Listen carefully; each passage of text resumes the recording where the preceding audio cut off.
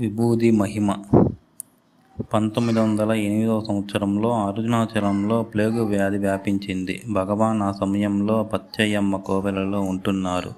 ఆ పరిసరాలలో చింత చెట్లు అధికం. ఆ చెట్లు నుండి చింతపండ్లు సేకరించి అమ్ముకునే అవకాశం వేలంపాట ద్వారా మున్సిపాలిటీ వారి వద్ద నుండి ఒక ముస్లిం వ్యక్తికి అధికారికంగా దక్కింది.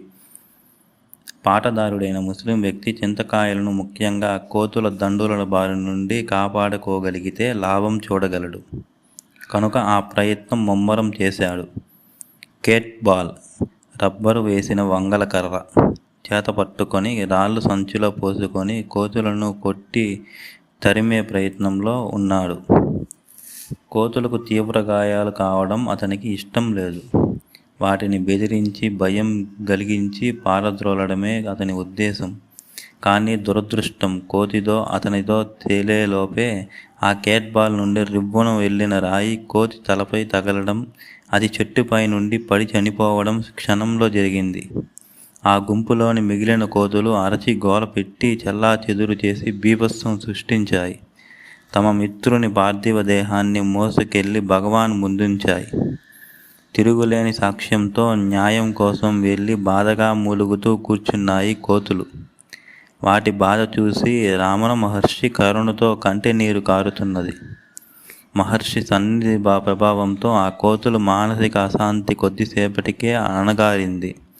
వాటిని ఆయన ఓదార్చుతూ, పుట్టినది ఏదైనా ఒకనాటికి చావవలసిందే కదా, అది దాటరాని సత్యం. ఈ మీ మిత్రుడు ఎవరి కారణంగా ప్రాణం పోగొట్టుకున్నాడో ఆ మనిషి కూడా తన చావుకు నేడో రేపో దగ్గర కాక తప్పదు కదా, కనుక ఊరడిల్లండి అని ఓదారుస్తూ పలికారు.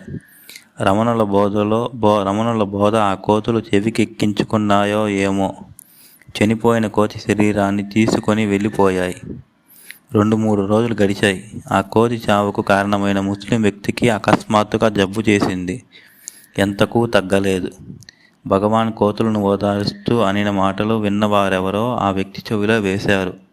అసలు విషయం తెలుసుకున్న ఆ ముస్లిం వ్యక్తి ఇక ఈ జబ్బుతో తన అంతం సమీపించిందని భయపడ్డాడు. భగవాన్ తనకు ఇచ్చిన శాపమే తన ప్రాణం మీదకు తెచ్చిందని తలచి తన భార్యాబిడ్డలను మహర్షి వద్దకు పంపాడు. తన తరఫున రమణ మహర్షిని క్షమాభిక్ష యాచించమని, శాపం నుండి రక్షించమని గట్టిగా ప్రార్థించమని గట్టిగా చెప్పి పంపాడు. అతడి భార్యాబిడ్డలు రమణులను చేరి ఎంతో దీనంగా ప్రార్థించారు. అతడు రోగంతో పడుతున్న బాధను, చావుకు దగ్గరవుతున్న విషయాన్ని వివరించాడు. అయితే భగవానులు తాను యథాలాపంగా అన్నటువంటి మాటలే గాని అతడి పతనాన్ని ఆశిస్తూ తానేమీ శాపం ఇవ్వలేదని, అలా శాపం ఇవ్వడం తనకు చేత కాదని ఎంతగానో చెప్పారు. అయినా అతడిపై తనకెట్టి కోపము లేదని, జబ్బు తగ్గుతుంది అని ఎంతగానో చెప్పారు. కానీ వారు బిగ్గరగా ఏడుస్తూ క్షమించినట్లు గుర్తుగా విభూది ఇస్తే అది పూస్తే అతని జబ్బు తగ్గుతుందనేది తమ నమ్మకమని, అందుకని విభూది ఇవ్వడం కానీ కాళ్ళు వేళ్ళపడి ప్రాధేయపడసాగారు. భగవాన్ అట్టి విషయాలలో తాను ఇచ్చే విభూతి వల్ల జబ్బులు తగ్గుతాయనే విషయాల పట్ల తనకు నమ్మకం లేదని అంటూ, అయినా అడుగుతున్నారు గనక ఇలా చెప్పారు. నేను ఎవరినీ శపించడమూ లేదు, ఆశీర్వదించడమూ లేదు. పుట్టిన ప్రతి ప్రాణి కూడా గిట్టక తప్పదన్న సామాన్య సూత్రాన్ని కోతులకు చెప్పి ఓదార్చి పంపాను. అంతే నేను చేసింది. ఎవరికి విభూది ఇవ్వడం నాకు అలవాటు లేదు. పైగా జబ్బులో ఉన్న తండ్రిని ఒంటరిగా విడిచి రావడం తగని పని.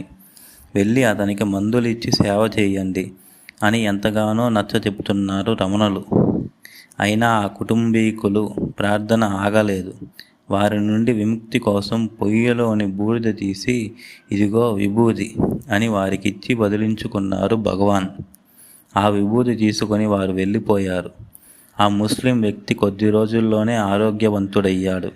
సహజంగానే కొద్ది రోజులలో అతని ఆరోగ్యం బాగుపడి ఉండవచ్చునేమో, కానీ అది భగవాన్ చేతి విభూది మహిమే అన్నది ఆ ముస్లిం కుటుంబంలోని అందరి విశ్వాసం.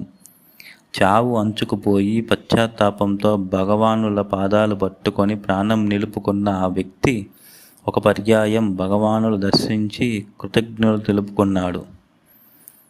ఆ తరువాత అతడు కోతులను హింసించకుండానే చింతపండు వ్యాపారంలో మంచి లాభాలను ఆర్జించాడు. తన జీవితం చివరికంటూ భగవాన్ పట్ల భక్తితో గడిపాడు. ఆరోగ్యం దెబ్బతిని విభూతితో ప్రాణం దక్కడం అనే మహిమతో గాని బుద్ధిజీవిగా భావిస్తున్న మనిషికి విశ్వాసం పొటమరించలేదు.